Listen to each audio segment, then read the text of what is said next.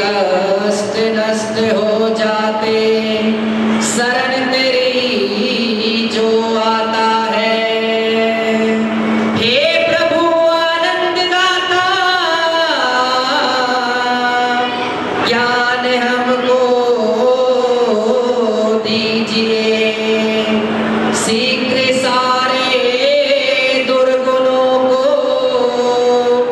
दूर हमसे कीजिए।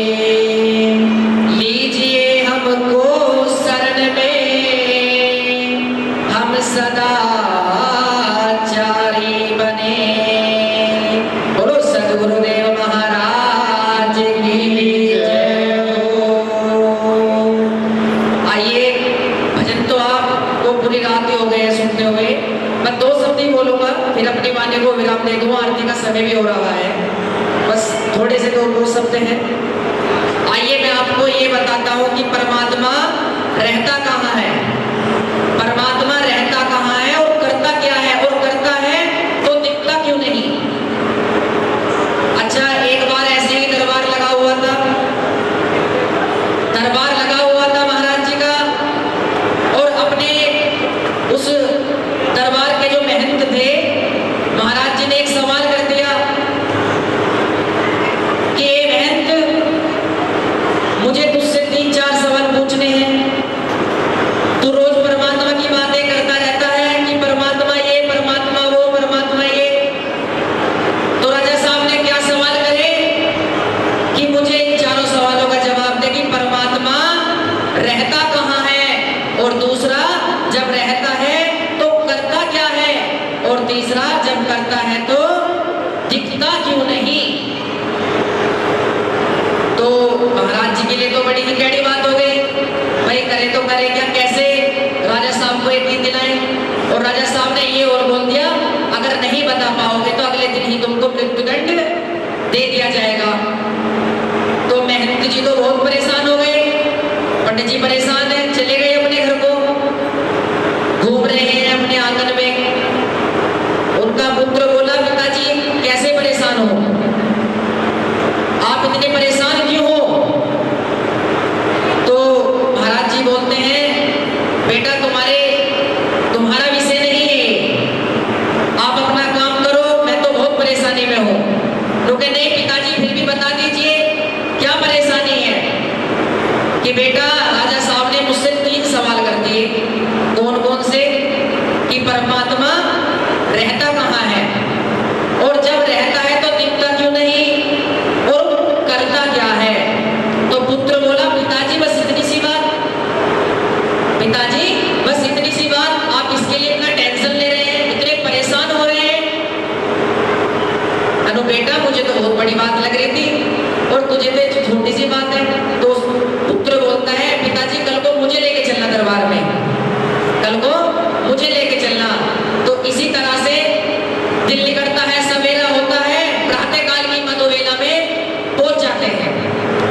तो राजा साहब के दरबार में वो बच्चा था, वहां पे आके खड़ा हो गया कि राजा साहब से बोलने लगे, पंडित जी कि मेरा पुत्र इन सवालों का जवाब देगा। जाके खड़ा हो जाता है, राजा साहब बैठे हुए हैं अपनी गद्दी में। पुत्र, पहला सवाल क्या था कि परमात्मा रहता कहाँ है, यही था ना पहला सवाल, रहता कहाँ है। तो खड़ा हो जाता है, तो राजा साहब कहते हैं, बताओ भाई।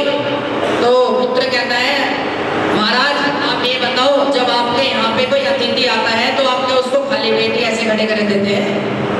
भाई मैं आपके दरबार में आया, आपने तो मुझसे कुछ पूछा ही नहीं, क्या खाओगे क्या पियोगे। तो राजा साहब कहने लगे, बताओ क्या इच्छा है तुम्हारी। तो लड़का बोलता है कि आप मुझे एक कटोरी में दूध ला दो।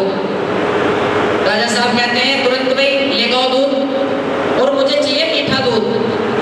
अच्छा, दूध मंगा दिया, बच्चे का हाथ में दे दिया, और बच्चा क्या करता है, उस कटोरे में उंगली को ऐसे ऐसे घुमाने लगता है। तो राजा साहब कहते हैं, ये क्या कर रहे हो तुम, ये क्या कर रहे हो तुम।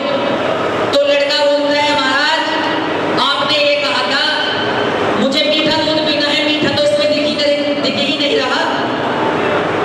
बोलने लगा, मुझे मीठा दूध पीना था, इसमें मीठा तो दिख ही नहीं रहा, मीठा कहाँ है। तो राजा साहब कहते हैं, अरे ये दिखता नहीं है, मीठा देखने का विषय नहीं है, उसको तो केवल हम स्वाद कर सकते हैं, महसूस कर सकते हैं। तो बच्चा कहने लगा महाराज आपका पहले सवाल का जवाब यही है, परमात्मा को केवल हम महसूस कर सकते हैं, वो हमारे देखने का विषय नहीं है। देख कैसे सकते हैं? जब आप साधना करोगे और सत्संग करोगे। तो राजा साहब कहने लगे भाई बात तो सही है, पहले सवाल का जवाब क्लियर हो गया। आता है दूसरा सवाल कि परमात्मा रहता क्या है, रहता कहाँ है?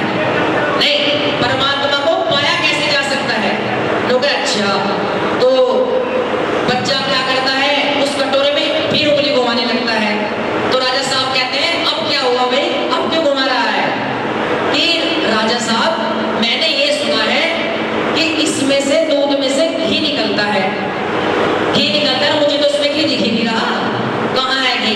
तो राजा साहब कहने लगे अरे बेटा तू तो मूर्ख है, तुझे तो पता ही नहीं। उसके लिए तो बहुत प्रयत्न करना पड़ता है, पहले दूध को गर्म करना पड़ता है, फिर उसे ठंडा करते हैं, फिर उसमें जामन घेर के उसे फाड़ देते हैं, फाड़ने के बाद उसे भिगोते हैं, बहुत सारा प्रोसीजर हो जाता है, जब जाके कहीं हमको घी प्राप्त होता है।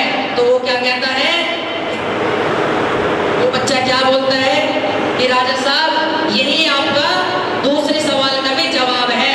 परमात्मा को क्या आप इतनी आसानी से पा सकते हैं? उसके लिए साधना करनी पड़ती है, तपना पड़ता है, तपस्या करनी पड़ती है। जैसे कि क्या बोलते हैं, शरीर माध्यम खलो धर्म साधनम, स्वस्थ शरीर ही धर्म प्राप्ति का साधन है। यथेन कर्मा च विज्ञान देवा यतोत दानम च प्रियान देवा। कहते हैं जिस विद्या को ग्रहण करते हो, जब आप विद्या को ग्रहण करते हो तो आप अपने दुर्गुणों का जब त्याग कर दीजिए। समय बहुत कम है, जल्दी जल्दी बता देता हूँ। तीसरा सवाल क्या था कि करता क्या है, परमात्मा करता क्या है? तो बच्चा क्या कहता है, राजा साहब कहते हैं इसका भी जवाब दो। तो बच्चा नीचे खड़ा है, बच्चा नीचे खड़ा है और राजा साहब ऊपर बैठे हैं। तो बच्चा क्या कहता है, जब तीसरे सवाल का जवाब पूछ रहे हैं राजा साहब, तो बच्चा क्या कह रहा है, अब आप पहले मुझे ये बताइए राजा साहब, ये जो सवाल आप पूछ रहे हैं ये राजा बन के पूछ रहे हैं या मेरे शिष्य बन के पूछ रहे हैं? भाई राजा साहब को तो जवाब पता नहीं, तो वो क्या हुए, राजा साहब कहने लगे भाई इसका मुझे जवाब नहीं पता, तो अब तो आप ही मेरे गुरु हो, आप ही मेरे गुरु हो और मैं आपका शिष्य हूँ। तो बच्चा क्या कहता है, तो क्या आपको इतना भी नहीं पता, जब आपके गुरु आपके सामने है तो आप ऊपर क्यों बैठे हैं? आप नीचे हो और मुझे ऊपर जाने दो, आप मुझे ऊपर जाने दो। तो राजा नीचे आ जाता है और बच्चा ऊपर जाके गद्दी में बैठ जाता है। तो कहने का अभिप्राय ये है, बच्चा कहता है कि हे राजन परमात्मा यही करता है, राजा को रंग कब में बना दे पता नहीं चलता और रंग को राजा कब बना दे ये भी पता नहीं चलता। उस परमात्मा की बहुत बड़ी कारीगरी है। जैसे कि हमारे आश्रम में लिखा हुआ था, दुनिया में खूब कमाया क्या हीरे क्या मोती, पर क्या करे यारो कफन में जेब नहीं होती। जब आप जाओगे ना कुछ नहीं जाएगा आपके साथ, केवल आपके कर्म साथ जाएंगे। एक कपड़ा होगा और आपके ऊपर डाल दिया जाएगा, ना तो उसमें जेब होगी ना ही कुछ होगा। तो आइए दो पंक्ति कहते हैं, मिल करके बोलते हैं, हम सब आए